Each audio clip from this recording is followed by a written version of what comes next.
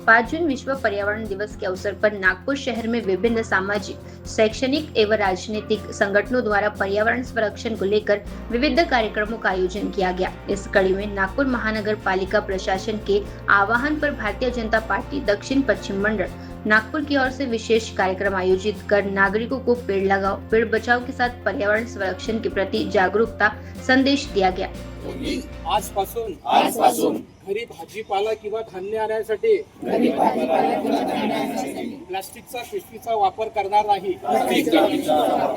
त्यासाठी मी कापडी पिशवीचा वापर करेन आणि माझ्यासोबतच माझ्या शेजारी राहणाऱ्या सुद्धा प्लास्टिक वापरावरती बंदीसाठी त्यांना प्रयत्न करेन। ये कार्यक्रम शुक्रवार सुबह दक्षिण नागपुर के प्रतापनगर स्थित माननीय मुख्यमंत्री श्री देवेंद्र फडणवीस के कार्यालय परिसर के नक्षत्र सभागृह मैदान में संपन्न हुआ। कार्यक्रम में बड़ी संख्या में भाजपा पदाधिकारी, कार्यकर्ता, सामाजिक कार्यकर्ता तथा स्थानीय नागरिक उपस्थित रहे। या 45 डिग्रीच्या तापमानात आम्ही जेव्हा रस्त्यावर चालतो तेव्हा रस्ता वरतून ऊन तापलेला असते आणि खालून रस्ता तापलेला असतो। अशा वेळेस झाडाची फार गरज असते आणि जिथे झाड असते तिथे या गरमीच्या वेळेस माणूस सहजपणे थांबतो आणि श्वास घेतो आणि म्हणतो अरे वा छान सावली भेटली आहे। आणि अशी सावली प्रत्येकाला भेटली पाहिजे। तापमान कमी करण्यासाठी झाडाचं फार महत्त्व आहे। आज माननीय सुनीलजी मित्रा, मानकरजी, नितीनजी, विमलजी आम्ही सगळ्यांनी मिळून ही झाडाची सुरुवात केलेली आहे आणि या वर्षी आम्ही महानगरपालिका आणि संयुक्त विद्यमाने 30 लाख झाडं लावणार आहे। सर्व नागरिकांना आव्हान आहे की त्यांनी या अभियानात सहभागी व्हावे। आज आंतरराष्ट्रीय जागतिक पर्यावरण दिन आहे आणि पर्यावरण दिनाचं महत्त्व हे आपल्याला मागच्या 2 महिन्यामध्ये कळलेलं आहे। कारण की सूर्यदेव इतका तापलेला आहे आणि त्यांनी अशी उष्णता निर्माण केली की आपण खडबडून जागे झालो की आता आपल्याला पर्यावरण वाचवल्याशिवाय पर्याय राहणार नाही। तर पर्यावरण वाचवण्यासाठी झाड हे सगळ्यात महत्त्वाचं एक माध्यम आहे।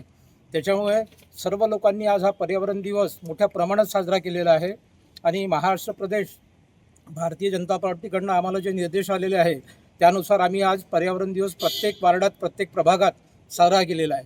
पण पर्यावरण दिवस साजरा करायचा, झाड लावायचं आणि लगेच विसरून जायचं असं जर केलं तर पर्यावरणाचा हा समतोल राखला जाणार। नरेंद्र मोदी गत 10-11 वर्षापासून मी स्वच्छता आणि पर्यावरण याच्यावर निरंतर काम करून राहिलो।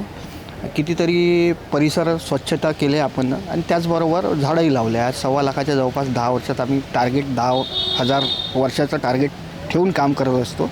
1.25 लाखापर्यंत आम्ही झाडं लावण्यात पोहोचलेलो आहोत आणि आज पर्यावरण दिनानिमित्त 4था कार्यक्रम आहे आमचा सांकेतिक वृक्ष लावण। कारण की गरमी इतकी आहे की याला सस्टेन करणं आणि पाणी देणं हे महत्त्वाचं आहे। आता मला रोज इथे येऊन पाणी देणं पडेल कारण की हे 3 वर्षापासून इथे आम्ही झाडं लावून झालो ते पूर्ण झाडं जगलेले आहे। म्हणजे 100% रिझल्ट आहे, एकही झाड मेलेलं नाही आहे। तर या सगळ्या गोष्टीवर निरंतर झाडं लावणे आणि त्याला जगवणे हे महत्त्वाचं आहे। कार्यक्रम के दौरान पर्यावरण संरक्षण की शपथ दिलाई गई तथा लोगों से अधिक वृक्ष लगाने और उनके संरक्षण का संकल्प लेने का आह्वान किया गया। इस मौके पर बोलते हुए बीजेपी पदाधिकारी राजेश वाघ ने कहा कि बढ़ते प्रदूषण और जलवायु परिवर्तन की चुनौतियों से निपटने के लिए प्रत्येक नागरिक को पर्यावरण संरक्षण में अपनी सक्रिय भूमिका निभानी होगी। इस अवसर पर वृक्षारोपण करते हुए पर्यावरण संतुलन बनाए रखने, प्लास्टिक के उपयोग को कम करने तथा स्वच्छ और हरित नागपुर के निर्माण में सहयोग के लिए इस साल मनपा प्रशासन के साथ मिलकर 30 लाख पेड़ लगाने का संकल्प लिया गया। पर्यावरण संरक्षण केवल एक दिन का विषय नहीं है, बल्कि इसे जन आंदोलन का रूप देने की आवश्यकता है। बीजेपी द्वारा नागरिकों से अपने आसपास अधिक से अधिक पेड़ लगाने तथा प्रकृति के संरक्षण के लिए निरंतर प्रयास करने की अपील की गई। कार्यक्रम का समापन पर्यावरण संरक्षण के सामूहिक संकल्प के साथ लिया गया।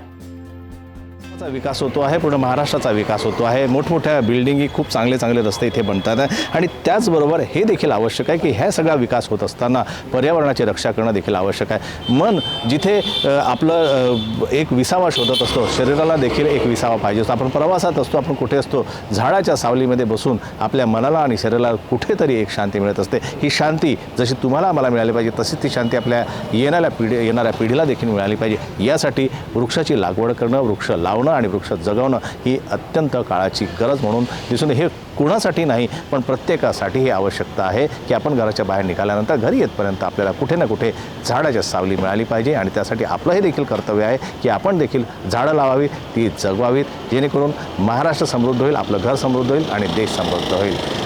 जीवन सुरक्षा न्यूज़साठी स्वप्नील सह मी रत्नाकर मोहित. दुर्घटना मुक्त भारत के लिए आज ही जीवन सुरक्षा न्यूज को लाइक, शेयर और सब्सक्राइब करें.